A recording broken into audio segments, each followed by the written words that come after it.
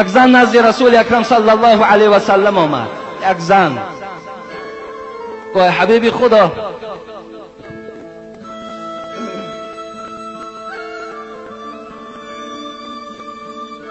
زمانی که من یک حدیثی تو را شنیدم شوهر کردن را ترک ساختم. حبیب خدا گفتن چی حدیث بود؟ چی شنیدی؟ برای چی از این نعمت شوهر دست میکشی؟ شوهر بسیار نعمتی خوب است. پروردگار زنی شوهردار و مردی زندار را دوست می‌دارد. و حبیب خدا گفتم بدترین جوان پیسر و بدترین جوان دختر آن جوان پیسر و جوان دختری هست که شوهر نمیکنند، زن نمیگیرند. چرا تو دست میکشی؟ حضرت گفتن آخر شما گفتین اذا نظرت علیها سرتک. ای حبیب خدا، شما گفتین بهترین زن همان زن به حساب می رود که وقتی اگر شوهر در جمال او نگاه کند، از تبسم زن، از معامله زیبای زن، از چشمهای پر از مهری به شوهر داشتگی، وقتی شوهر که خوشحال می شود، این زن بهترین زن است. پس حبیب خدا، یکی مبادا یگان روز این شوهر به من نظر کند و از این چهره من خوشحال نشود، از این چهره من ناراحت شود، پس من بدترین زن هستم و من در پیشگاه پروردگارم قدر و شرف خود گم میکنم. تصور کنید برادر عزیز، با یک نظر کردن که حبیب خدا گو وقتی شوهر در جمال زن نگاه کند و زن با یک تبسم شوهری خود استقبال گیرد، چهرش خندان کند، تروشی و قواق روی خود دور کند، حبیب خدا گفتن بهترین زن تو هستی.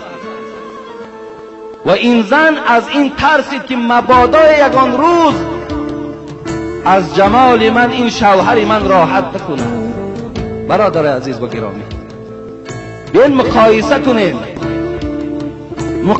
کنین با آن زنهایی که شوهرها را با روی تروش و با قواق گراندگی پیشواز بگیرند. شما بیاین مقایسه کنین با آن مردهایی که نسبت زنهای خود نفرت و دشنام و قهر دارند. شما یک خدا ترسی این زن مقایسه کنین با این خیل نیت، با این خیل عمل، بیشک این زن جنتی است. برادر عزیز، زنای ما و شما، من همه او را در نظر ندارم، زیرا ما زنها را بسیار حرمت میکنیم، زیرا همه پیغمبرها از زنها به دنیا آمدند. زن مادر است، زن بهترین نعمت در روی دنیاست. حتی رسول اکرم اکمل المؤمنین احسانا ایمانا احسنهم خلقا و خیارکم للنسائهم گفت ای مردها، بهترین شما همان مردی هست که اگر با زن خود بهترین زندگی را داشته باشد، زنش حرمت کند، با قدر زنش رسد، با زن خود گویم که دست به دست سلام کند، چهره خندان باشد، با او در لب یک دسترخوان نشسته خوراک خورد. این بهترین مرد است. لیکن این سخن زنه که اگر مبادا یگان روز شوهر من از چهره من ناآرام شود، من در پیشگاه خدا چی جواب میگویم؟ امروز از روی شکایت هایی که به من می آید، من همین مقایسه کردنی هستم که امروز زنهای ما میدانم که از حساب نادانی است، از حساب آن است که سخن خدا و رسول به گوش اینا نرسیده است، و الا اونها البته هیچ وقت به احترامی نسبت شوهرها نمی کنند. امروز زنهای ما و شما فقط ترس خدا را در 4 قلمه پختن و مزار بردن میدانند، یا یک شیربرین یا یک آتله پخته و در همسایه دادن میدانند، یا رفته مزار حضرت سلطان یا برق زیارت کردن، برای خود همین ترس خدا میدانند. مادرای عزیز و خواهرای عزیز، اگر مبادای منبت صدای من به گوش شما رساند، همین شوهرهایی که در خانه شما هست منزلت و بزرگیشان به نام خدا، از حضرت امیر جانم، سلطانم، برقم، از همه اینا دیده در پیش تو منزلت و بزرگی این بلند است. این منزلتش بزرگ است. تو آن کلمه هایی که زیبایی که میپذی و من میدانم به نیت خوب میپذی، تو به اخلاص میپذی، لیکن همونا را در پیش همین بزرگوار که شوهری توست گذار، همین خورد در حق دعا کند، انشاءالله تو بیشک جنتی. یا شیربرین یا دیگر نوع خوراکی نباشد، تو برای شوهرت مهیا کن. انشاءالله مزار تو همینن، بزرگوار تو همین شوهر هاست. در مردم ما و شما تاجیک یک مثل است، آبی نزد دری میگن آبی در لایاوه. مقصد آبی نزد در لایاوه، مقصد آن چیزایی که در پیش ماست، آن کسانی که در پیش ماست اونا قدر ندارند، دورتری او قدر دارد. لیکن مادر عزیز، جنتی تو در پیشت است، همون شوهرت است. تو هیچ جا نرو، یگان جا طی نکن، فقط دنبال همین بگیر، دعای همین بگیر. بیشک در روز قیامت به نام خدا همچون مادر سلامت میدی، هم که تو در جنتی. من این از نام خدا و رسول برای تو گفته ایستادم. بعضی انسان ها عقیده دارن که یک حضرت برق زیارت کردن گویم که یک حج در نامه اعمالت نویسانده میشد، حالان که این هیچ اساسی نداره. برادری عزیز، خواهری عزیز، مادری عزیز، شوهرت زیارت کن، شوهرت طواف کن، به قدر شوهرت برس. حضرت برقم همین است، حضرت سلطانم برای تو همین است. این بهترین نعمت برای تو است.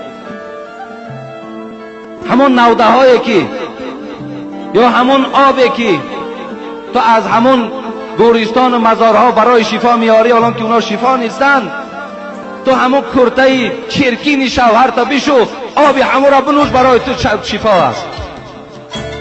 آب همو برای تو شفا است. همون سنگ های بی معنی که تو رفته با دستای نازکت اونا را زیارت میکنی و میماری، همو را در پشت شوهرت بمال، همچنان است که تو خانه کعبه را زیارت داری. این از حرمت شوهر، این از به قدر شوهر رسیدن.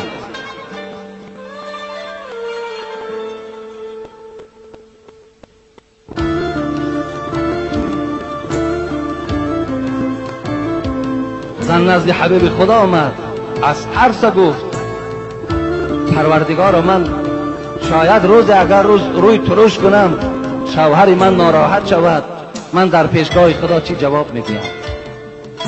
و اگر پارسا باشد و خوش سخن، نگه در نکویی و زشتی مکن. حضرت سعدی میگوید اگر زن خوش سخن باشد، خوب چهره باشد، مقصد در چهرش تبسم داشته باشد، دیگر زن بدرو باشد، ناخوب باشد، هم چیکار کن؟ این اهمیت ندارد. گفت همه اونها را زنی خوشمنش خوان، نه روی خوب که آمیزگاری بپوشد عیوب. همه آن چهره بدروی تو، همون قامت ناخوبی تو را همش میپوشاند سخنی خوشی تو، چهره استقبال میگرفتگی تو، همه اینا را نابود میکنه. انشاءالله من باوری کامل دارم که خواهرای ما بعد شنیدن این سخنم شوهرهاشون را حرمت میکنند. او چیزی به جنایت دعوت نکردم خواهری عزیز، یکی مبادا از من ملال نشود. من به جنایت دعوت نکردم، من به بیشرفی و به یگان گویم راه نادرست دلالت نکردم. همین شوهری که دلی تو خواست، دلی او خواست، پدر و مادری تو که بزرگوار برای تو بودند، اونا در بین ایستادن و رازگی دادن، هر دی شما در نکاح حلال در آمدین، همین شخص من برای تو میگم حرمت کن، که حرمت این تو را جنت میبرد، احترام این تو را جنت میبرد.